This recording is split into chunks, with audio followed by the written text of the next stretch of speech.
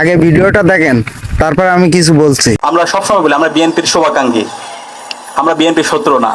আমরা আশা করেছিলাম শহীদ জিয়ার যে বিএনপি অথবা বেগম খালেদা জিয়ার যে বিএনপি, বর্তমান বিএনপি সে আকাঙ্ক্ষা ধারণ করবে, কিন্তু আমরা দেখতে পেয়েছি জুলাই বিপ্লব পরবর্তী 1.5 বছর জুড়ে সারা দেশে চাঁদাবাজি, টেন্ডারবাজি, সন্ত্রাস, হাজানি সবকিছু মিলিয়ে সেই বিএনপিতে নাই।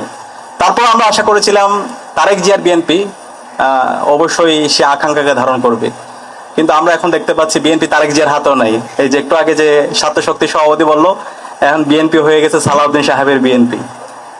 এবং এখন বিএনপি আলটিমেটলি হচ্ছে তাদের, আমাদের কাছে মনে হচ্ছে বিএনপি তার নিজের হাতে নাই।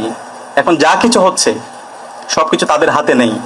সে আগের মতো করে আমরা দেখতে পাচ্ছি সে ডিপ স্টেটের খেলা, আগের মতো আমরা দেখতে পাচ্ছি প্রেসক্রিপশনের খেলা। তো এই প্রেসক্রিপশনের খেলা, ডিপ স্টেটের খেলা, সেই খেলা এখন বাংলাদেশে চলবে না। যারা এই কাজ করছেন বিএনপিকে আমরা আবারও অনুরোধ করব, আপনারা যে অধ্যাদেশগুলো বাতিল করেছেন, যে জনরায়কে উপেক্ষা করছেন, সেই সিদ্ধান্ত থেকে বের হয়ে এসে শিক্ষার্থীদের যে আকাঙ্ক্ষা, ছাত্র সমাজের যে আকাঙ্ক্ষা, 70% মানুষের যে আকাঙ্ক্ষা, সেটাকে ধারণ করেন।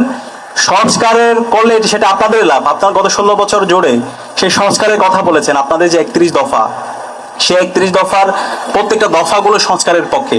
এবং গত 16 বছর জুড়ে আপনারা যে বক্তব্য দিয়েছেন, মির্জা ফখরুল থেকে শুরু করে প্রত্যেক নেতা, সেগুলো কিন্তু আপনার সংস্কারের কথা বলেছেন, আপনার মানবাধিকারের কথা বলেছেন, আপনারা গুমের বিরুদ্ধে কথা বলেছেন, আপনারা বিচারিক হত্যাকাণ্ডের বিরুদ্ধে কথা বলেছেন, আপনারা সাংবিধানিক যে প্রতিষ্ঠানগুলো আছে সেগুলোকে শক্তিশালী করার কথা বলেছেন, আপনারা এই যে সুপ্রিম কোর্ট সচিবালয় এর কথা আপনারাই কিন্তু বলেছেন, এরপর সংবিধান সংস্কার কমিশন গঠনের কথা আপনারা বলেছেন, পিএসসি কে স্বাধীন করার কথা আপনারাই বলেছেন। কিন্তু আপনারা এখন দেখতে পাচ্ছেন সম্পূর্ণ দ্বিচারিতামূলক আচরণ।